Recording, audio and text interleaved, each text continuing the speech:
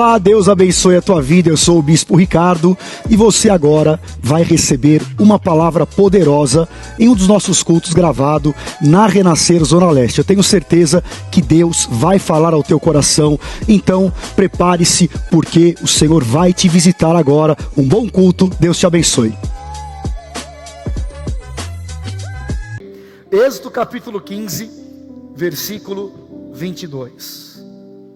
Fez Moisés partir a Israel do Mar Vermelho e saíram para o deserto de Sur. Caminharam 3 dias no deserto e não acharam água. Afinal chegaram a Mara. Todavia não puderam beber as águas de Mara, porque eram amargas. Por isso chamou-se-lhe Mara. E o povo murmurou contra Moisés, dizendo: que havemos de beber? Então Moisés clamou ao Senhor, e o Senhor lhe mostrou uma árvore. Lançou Moisés nas águas, e as águas se tornaram doces.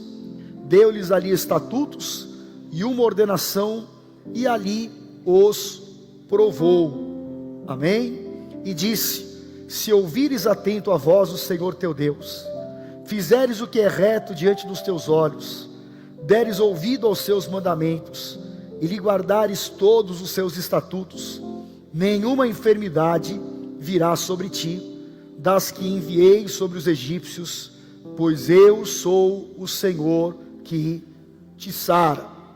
Leia o 27 comigo. Então chegaram a Elim, aonde havia 12 fontes de água e 70 palmeiras, e se acamparam junto das águas. Até aqui. Senhor Deus e Pai, continua ministrando a tua palavra, e aonde chegar essa mensagem, ela possa levar esperança, consolo, vida, e as águas que fluem do teu altar sejam cura no nosso interior. Usa-me segundo a tua vontade, abençoa todo o teu povo, em nome de Jesus, amém. Glória a Deus, aplauda ao Senhor. Podem sentar-se, queridos. Amados, após a travessia do Mar Vermelho, lembre-se que o povo sai do Egito, o Mar Vermelho se abre sobrenaturalmente, o povo atravessa, e agora uma caminhada de 3 dias, todo mundo começa a ficar com sede, faltava água, e eles chegam em um local. Deus iria levá-los para as fontes de Elim, um local que seria para eles o que Deus havia preparado no deserto, de refúgio, de descanso, e um lugar que iria restaurá-los para uma caminhada. Elim é, como nós podemos imaginar, um verdadeiro oásis no meio do deserto. Porém, antes deles chegarem a Elim, eles deveriam passar por um outro local, conhecido na Bíblia como Mara. Por quê? Mara significa, biblicamente, a amargura. E aí nesse lugar, Deus daria a eles experiências de cura. Ali, os estudos mostram que aquela região era como se tivesse uma fonte de uma água que estava jorrando. E eles chegam com a expectativa de beber aquela água. Só que, talvez por alguns elementos minerais da terra, era uma água salobra, era uma água amarga e totalmente imprópria para o consumo. E naquele momento, o povo tem uma reação de desespero. Agora, irmãos, eu estava meditando sobre essa caminhada e essa passagem por Mara, e claro que tudo está dentro de um plano de Deus, tudo está dentro de propósitos superiores do Senhor.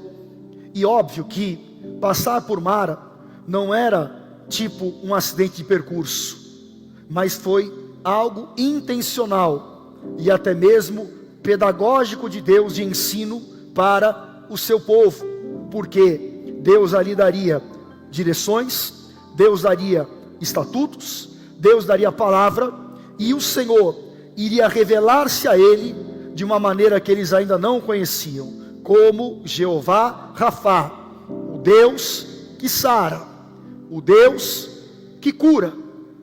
Mas o que nós vemos? que a imaturidade, a inconstância na fé e o coração enfermo e deformado foi completamente exposto em Mara. Porque qual é a reação deles? Começar a murmurar.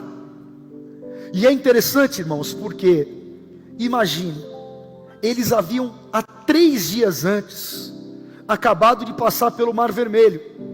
Olha a experiência que Deus havia dado a eles: sair do Egito, passar pelo Mar Vermelho, ver as águas do mar engolirem o exército inimigo, e agora só 3 dias depois, eles já estavam novamente questionando Deus, porque a mente era voltada para a murmuração, e eles estavam sofrendo o que muita gente sofre, de uma amnésia espiritual. Se você parar para perceber, nós muitas vezes valorizamos muito mais as guerras do que as bênçãos que Deus nos dá. Nós nos lembramos muito mais dos dias da nossa dificuldade do que dos dias das bênçãos que Deus nos deu. E lamentavelmente, nós também reagimos muitas vezes dessa maneira, porque quando enfrentamos uma adversidade, quando enfrentamos e passamos por um desafio, a primeira coisa que a pessoa faz é começar a reclamar, é começar muitas vezes a encontrar culpados. E isso demonstrava que eles eram duros de coração e que eles estavam sendo guiados pelas dores daquilo que eles já haviam passado. E Filipenses 3,13 fala: uma coisa eu faço, eu esqueço aquilo que passou e eu vou avançar para as coisas que estão diante de mim, e eu vou prosseguir para o alvo. Eu tenho que olhar para frente, eu tenho que refrigerar a minha alma, eu tenho que encontrar cura em Deus.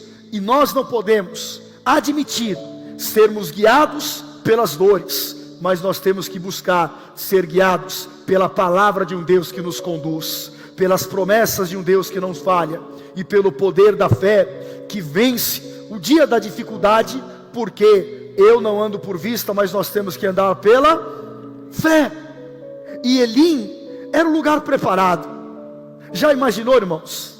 Eles começam a reclamar ali em Mara, mas eles não sabiam que logo depois Deus tinha 12 fontes de Elim preparado para eles. E às vezes nós estamos sofrendo de uma miopia espiritual, estamos vendo o problema de perto, mas nos esquecendo de entender que lá na frente, mais adiante, existem coisas que Deus já preparou. Amém? E qual é a palavra de Deus para você hoje? Vença Mara, porque tem fontes de Elim preparado para você. Amém? Não se permita estar no lugar da dor eternamente. Não se permita ficar estacionado em Mara, como muita gente fica. Ele não consegue sair emocionalmente de Mara, ele não consegue sair do lugar da sua amargura, e por estar estacionado aí, ele não consegue viver as experiências maiores que Deus já preparou. E eu estava orando sobre essa palavra, e o Senhor ministrou ao meu coração que Elim era uma demonstração de amor de Deus ao povo.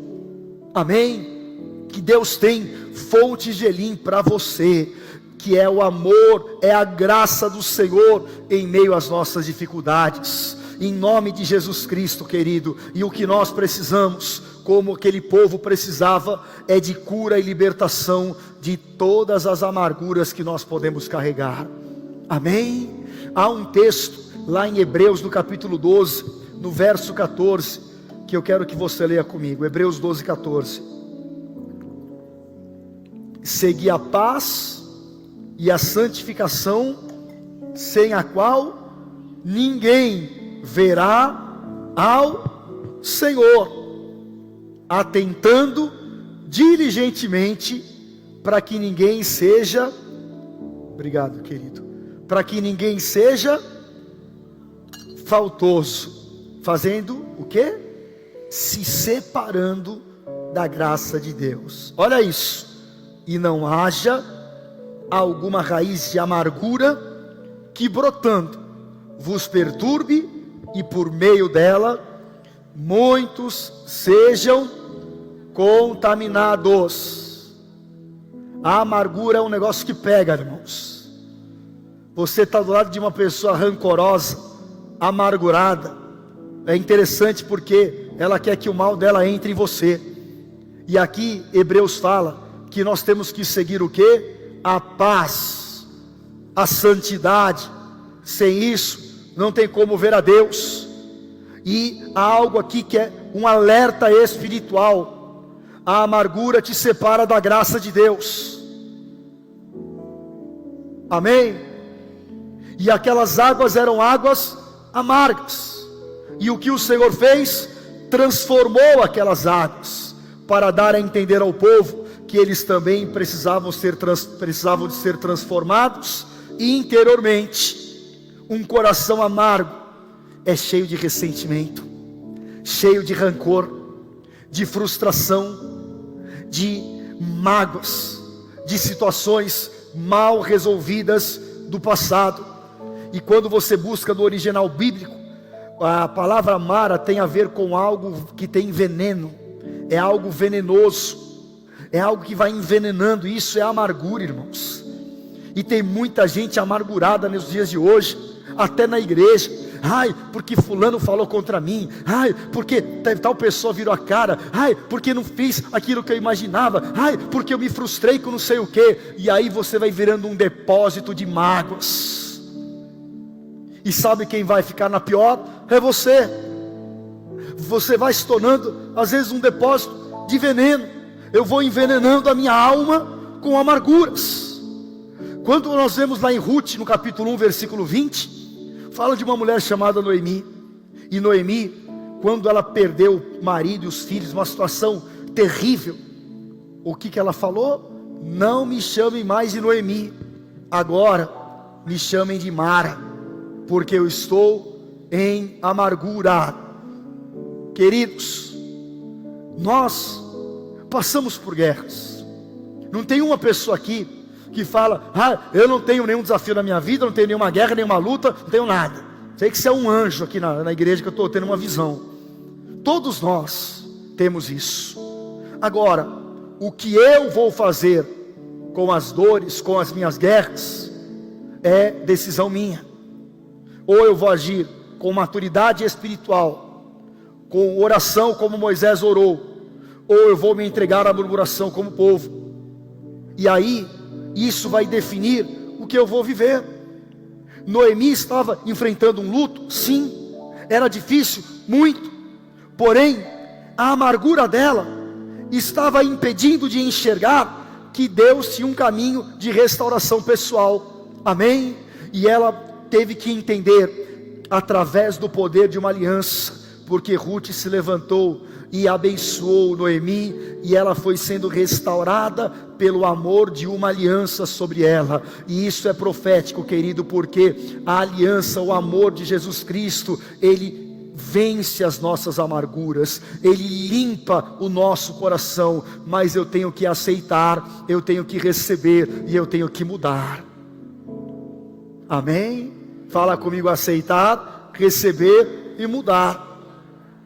Ela saiu de Moabe e foi para Belém, casa do pão, para ser restaurada. Então o teu lugar não é Moabe e nem Mara, o teu lugar é Belém, o teu lugar é Elim. Amém? Em nome de Jesus, é tempo de nós sairmos de toda a zona de amargura, em nome de Jesus Cristo, querido. E sabe qual é a vitória contra a amargura? Quer que eu te dê aqui a vacina contra a amargura? Uma palavra: perdão. O perdão, ele destrói a amargura. O perdão não é só você perdoar quem te fez mal, é você também saber se perdoar, e você também saber pedir perdão, e você buscar essa fluidez de uma vida espiritual. E além do perdão, é a busca de um novo sentimento, através daquilo que você vai receber do Espírito. Existem águas que saem do trono de Deus, que são águas curadoras, como na visão do profeta Ezequiel. águas puras, águas limpas, águas que se transformam o meu interior. E aquilo que o Senhor falou para a mulher samaritana: quem crer em mim, do seu interior fluirão rios de águas vivas. Porque aquela mulher estava também em amargura, mas o Senhor estava dando a ela uma palavra: as minhas águas vão curar o teu interior. Amém? E chegou a hora, querido, de nós darmos um basta em tudo aquilo que quer nos deixar para baixo, em tudo aquilo que quer nos entristecer. E eu não vou ficar parado em Mara, não vou ficar chorando que eu não posso mudar mais. Não, eu vou me limpar, eu vou me consertar, eu vou transformar o meu interior, e eu vou continuar caminhando, porque Deus tem fontes de Elim para a minha vida. Amém? Deus tem experiências maiores e superiores, e eu quero buscar esse caminho todos os dias, em nome de Jesus Cristo. Aleluia.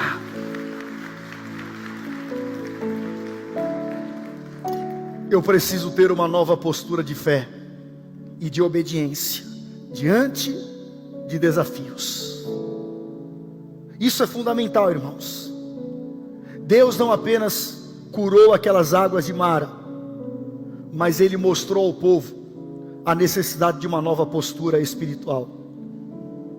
Deus deu a eles palavra, Deus deu a eles princípios, estatutos. Deus falou: obedeçam, se não obedecer vão enfermar, mas se obedecer vão receber o poder da minha cura. Amém? O que Deus estava exigindo? Posicionamento, fé. Moisés, ele fez isso ao ver a água imprópria para o uso, e o povo murmurando. Moisés teve outro tipo de reação. Moisés foi orar. Amém? Quando parecer que não tem uma saída, vá orar. Amém? Porque no mesmo lugar da amargura tem uma saída de Deus para você. Amém? Em nome de Jesus. E isso mostra muito, queridos, quem nós somos. Porque sabe o que acontece? Às vezes as nossas reações são carnais. Como é que eu tenho reagido? Chegou um desafio para você, como é que você reage? Como é que você se comporta? Chegou uma situação que você talvez não queria viver, talvez você estava até fugindo dela. O que eu vou fazer?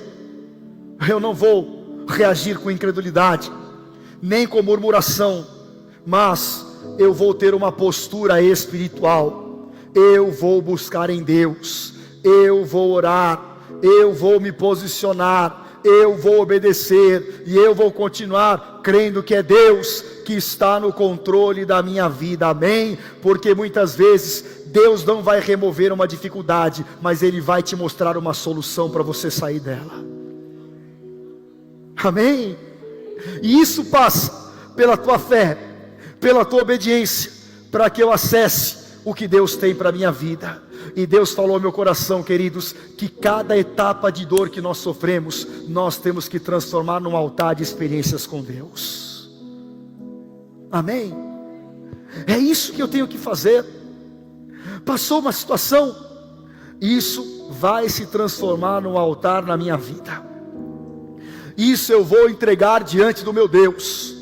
E lá em Salmo 56 fala que até as nossas lágrimas Deus recolhe num odre, e elas são espiritualmente levadas como oração na presença do Senhor. Amém? Você serve a um Deus de amor.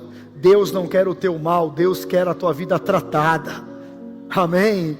Deus, Ele muitas vezes permite Mara, não para que eu fique naquele local me alimentando do que vai me envenenar, mas para que eu entenda que Ele pode transformar o meu coração, que Ele pode transformar o meu interior, transformar os meus sentimentos, e que eu vou me posicionar, porque para cada experiência de dor há um altar que eu vou levantar como memorial diante do Senhor, e que vai apenas ficar uma cicatriz, que é uma marca de uma lembrança de uma grande visitação que Deus me deu. E se Deus me livrou um dia, vai me livrar de novo. Se Deus me curou um dia, vai me curar de novo. Se Deus me falou um dia, vai falar de novo, porque Deus não mudou, amém? As pessoas mudam com Deus, o deserto pode ser difícil, mas Deus continuou o mesmo. E Mara não vai te matar, vai te restaurar, para você caminhar até Elim, em nome de Jesus Cristo, amém? Eu quero viver o poder desta palavra, aleluia. Receba isso no teu coração, querido, porque levanta a tua mão direita e diga comigo: eu vou a partir de hoje viver um divisor de águas. Eu vou sair de Mara e eu vou para Elim. Quem vai para Elim aqui, fica de pé em nome de Jesus, amém? Eu vou para Elim. Eu vou tomar uma decisão hoje. Hoje você vai tomar uma decisão no teu interior. Em Mara eu não vou ficar, mas eu vou para Elim. Vou deixar para trás, não vou permanecer nesse lugar. Vou sair da decepção e da amargura, porque é hora de avançar para um novo tempo que Deus preparou, um divisor de águas para nós, irmãos, amém? Eu não vou morrer no deserto. Você não vai morrer no deserto, mas nós vamos de entender aquilo que é essa palavra, irmãos. Chega de viver debaixo de amargura. Chega de viver debaixo de ambiente de dor. Por isso que nós vamos jejuar 10 dias por cura e libertação. Deus quer um povo curado. Deus quer um povo liberto. Se você tem o teu marido ou tua esposa, queridos, não deixe a amargura tomar conta do casamento de vocês. Busque o caminho do perdão e da restauração. Se você tem um ministério, não deixe as guerras e as lutas e pessoas envenenarem o teu chamado.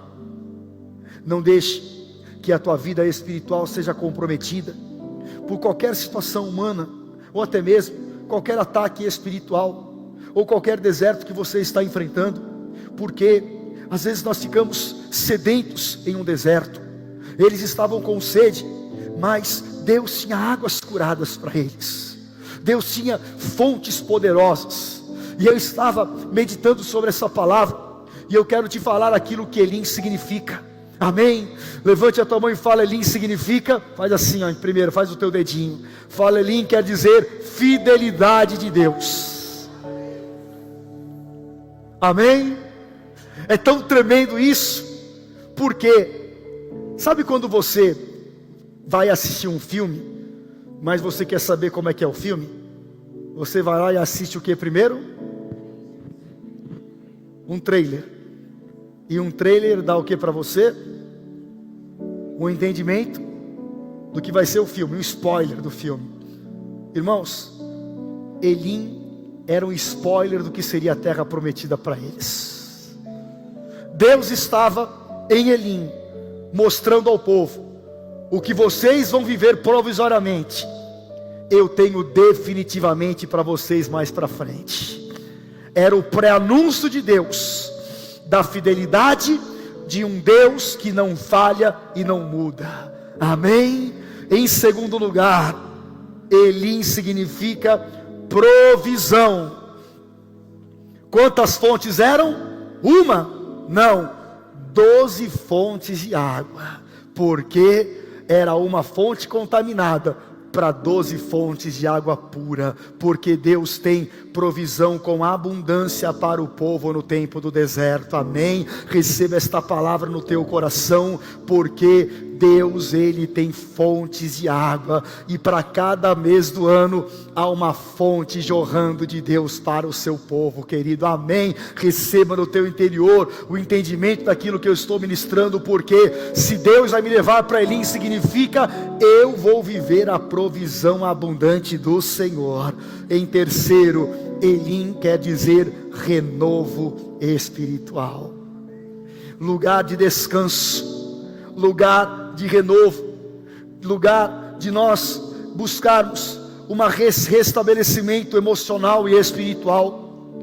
3 dias caminhando, deserto, passam por Mara, agora em Elim, um oásis poderoso. Deus estava mostrando ao povo o que está lá em Salmo 91 primeiro: o que descansa à sombra do Onipotente. Amém. Diz ao Senhor: Tu és o meu refúgio, Tu és o meu baluarte, o meu Deus, a minha fortaleza, em quem eu confio. E aleluia, queridos, porque amanhã você vai sair, vai trabalhar, vai enfrentar as suas situações, só que os braços do Senhor estarão abertos para você, e nós estamos descansados espiritualmente à sombra do Deus Todo-Poderoso. Amém, aleluia. E em quarto lugar, Elim quer dizer o envio de Deus para você.